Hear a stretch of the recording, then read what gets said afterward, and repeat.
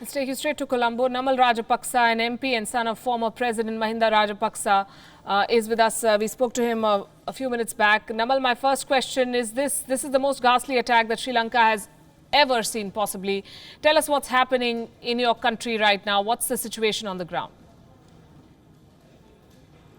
Well, see, everyone is shocked to hear what happened because we haven't seen a suicide attack or a bomb blast in this country for the last 10 years. But it's a very devastating and unfortunate incident that took place. And we strongly believe it's lack of security and action taken by the government to stop these kind of activities, because clearly the Prime Minister himself is accepting the fact that they have got to know about this few weeks ago. So then and there, they should have acted on that.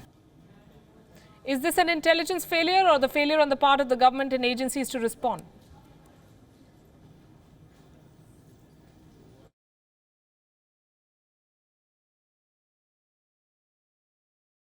Well, you can't blame on the intel, because with limited resources, because what we know is last 4 years Sri Lanka has become the most weakest when it comes to intel because of the certain political decisions that the current government has taken. But despite all that, they managed to give a report to the government by first or second week of April, and government failed to take action. But at this stage, we are not going to spend our time on blaming on the president or the prime minister, because we believe this is a time we have to come together as a nation. Keep our political differences aside. But as a country, we have to work together. We have to support each other to come over this, because we know even now, on our way to this interview, on our way to meet you guys, there were blasts taking place in this country. This has never happened in this country for last so many years, even during the wartime. Even during the wartime, Sri Lanka did not see this kind of fear. Is the country then under complete lockdown? Many people have been arrested. Can this be the handiwork of only a local unit? There are reports of an international organized group being involved.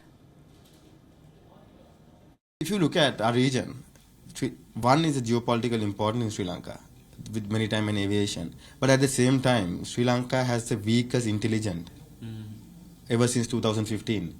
Because once you destabilize your intelligence, once you start punishing your intelligence officers, and once you get together with certain nations to disarm your intelligence or withdraw your intelligence and try to put them behind bars for fighting against terrorism for 30 years, so obviously Sri Lanka becomes the weakest link in the region.